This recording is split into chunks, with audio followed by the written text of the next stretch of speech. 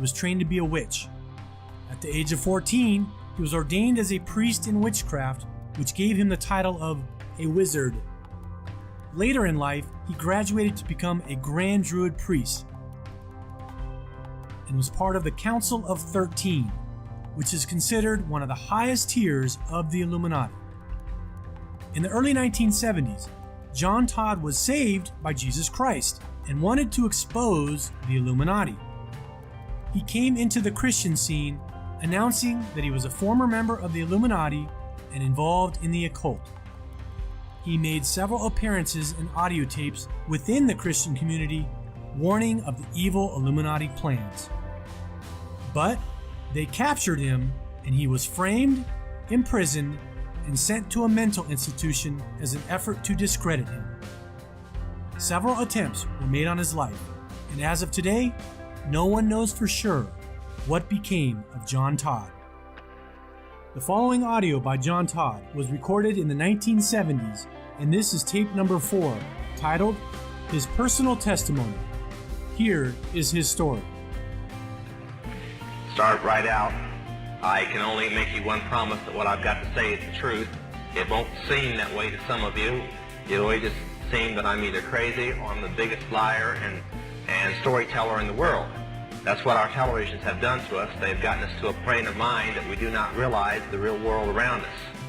When I talk in many youth rallies, many of the Christian schools, I start right out by tearing their television and rock idols down by personal experiences that I've had with them in the occult world. And then from there we try to build them up with real heroes, the number one being Jesus Christ. But I come from a family where I grew up having my own heroes.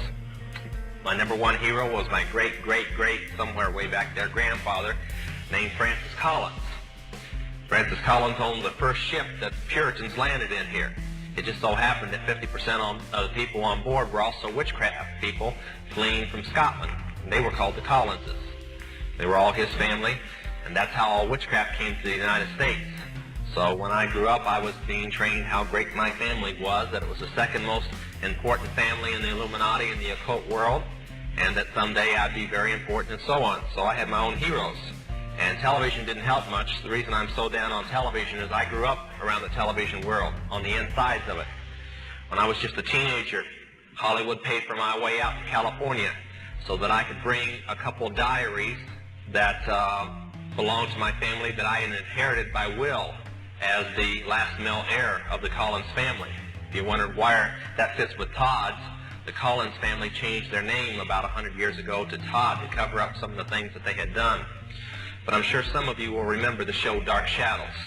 That was the show that paid for me to come to Hollywood to bring the diaries. Many of the scripts were taken from actual incidences in the diaries. And for instance, Barnabas Collins was based upon a man named Francis Williams Collins, a Revolutionary War hero. When I was growing up in the occult world, we were always taught that we had been somebody else before. It wasn't good enough that we were the person we were now. We always had to be a dozen people that we were before. We had to deal with this life and all the ones we were supposed to have had before and all the ones we were going to have in the future. And I was supposed to be in Francis Williams Collins. As I said, that's who they based Barnabas on, so I wasn't exactly the nicest guy in the world.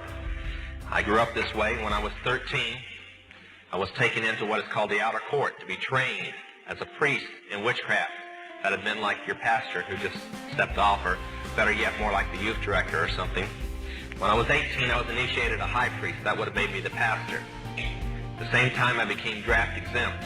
I did not have to go into service, but a bunch of us smart-aleck young, I have to correct the pastor, not warlocks, but wizards and witches, went into the Army because we felt the Army really needed witchcraft. It just couldn't get along without us. And since the Army didn't think that they needed any chaplains that were witches, we just kind of went in on our own. So I went on in, along with a lot of others. I never did anything, I guess, halfway. I got in Vietnam, found out I liked Vietnam so well, I was willing to re-enlist. In fact, I'd already signed the papers to stay for another tour in Vietnam when I became wounded in the last month of the first tour, and I was shipped back to the United States. My time was almost up, so I was discharged, and the same day I re-enlisted.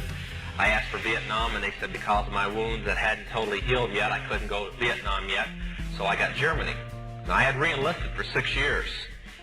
And until the time of my re-enlistment, I always thought that witchcraft was just witchcraft. There was nothing more to witchcraft than just casting spells, and that we were smarter than the Christians and other religions because we really knew who the gods were, and we were born with special powers because our ancestors had passed them down to us, and all the little stories they like to tell us. Witchcraft was a little different at that time. When I first got into it as a young person, you had to be from a family that had generations after generations of witchcraft. In order to be a coven member at the time, you had to have 3 generations at least, while the minimum that I had that we could find was 7. So there wasn't any problem, and we knew it went past that where there weren't records kept anymore. But that was all witchcraft was. As I tell many people, when many of you were raised as Christians, and I guess that's why I can't understand why some of the Christian teenagers are the way they are today. If they were raised in this glorious gospel, why they're so rebellious. I would have given anything to have been raised this way. But when you were learning the 23rd Psalm, I was learning the witches' chant. When you were reading about Moses opening the Red Sea, I was reading J.R.R. Tolkien. When you guys were learning different memory verses and so on, and the 4 spiritual laws and the 10 commandments, I was happy to read C.S. Lewis. Of course, I've been greatly surprised that Christians read that too. But this is the way I grew up, and this is all I believed in, was just that there were mighty gods and we were special people. We were their priests and priestesses. Until I re-enlisted. I went to Germany, spent a month home, went to Germany, spent another month. 2 months out of a 6-year enlistment. One night while taking drugs and drinking, I shot and killed an officer in downtown Stuttgart. Now, if there's one thing that the Army does not like its sergeants killing its officers. They have a quick cure for that. They threw me in solitary confinement. And as the court-martial proceeded on, and things began to look like I was going to spend the rest of my life in Leavenworth if I was lucky, all of a sudden a riot took place in the stockade, and although I was in solitary confinement, other people were placed in the cell with me. One of the men that was placed in the cell with me had been scheduled to get out that particular day and was held because of the riot. So I kind of talked him in by bribing him a little that if he made a long-distance phone call for me and told certain relatives of mine that I was in trouble, he'd receive some money for it and I'd be a lot happier. So he called collect to Los Angeles and talked to my foster mother, explained what the situation was. And I was sitting back waiting for her to get all these big witches together to cast spells on the judges and make all the officers that were trying me think I was a real nice guy and that it was self-defense and everything was going to be fine. They just let me off. Now that's all that I had ever been taught that witches could do. But 3 days later, my cell door opened there in solitary, and as I stepped out in the light for the first time in 32 days, I heard some very strange words. You are honorably discharged from the United States Army. And the man that was saying them was a senator by the name of William Saxby. He had a congressman with him named Wiley and about 3 or 4 generals, and they were handing me an honorable discharge. And on the discharge papers, it didn't say I was bad, didn't say that I had been in jail, didn't say anything. It gave me all my time and rank, security clearances that I had in my possession, and didn't explain why I still had over 5 years to go in the United States Army. It just discharged me honorably. So as I took it and didn't want to argue with him and left and went back to the States and arrived at my home in Columbus, Ohio, I asked my real mother, I have 2 mothers, foster mother and a real mother, I said, what type of spell is so good that it makes senators and generals do what you want? And it's a really good spell, I'd like to learn it. She just looked at me and said, you just don't understand, do you? She said, we didn't cast a spell on them, they're with us. I said, oh, far out, senators that are witches. She says, no, they just belong to us. And I didn't understand what she was saying, and I said, well, what am I supposed to do now? You know, I'd like to take my old coven back over and so on. So she handed me an envelope that had been waiting there. She'd explained that there was one there and one in Los Angeles. They didn't quite know where I was going to show up. I opened the envelope. Very intriguing thing. $2,000 in $100 bills. A lot of money. Also was a one-way plane ticket to New York City. I said, well, what's this for? She said, well, you make a reservation, you get on the next plane, you get out of here and you get to New York City and they'll meet you at the airport. I said, well, who are they? And where did this money come from? She says, you get there and they'll tell you and you'll know who's supposed to meet you when you get there. Now, witches are very curious people. That's why when we do some of the most demonic rites imaginable and our hair would stand on end and almost turn snow white overnight, from all the spooky things, we couldn't wait to get back in there. We were always curious what was going to happen the next. I think that's why some of the people get on roller coasters and like to be scared to death.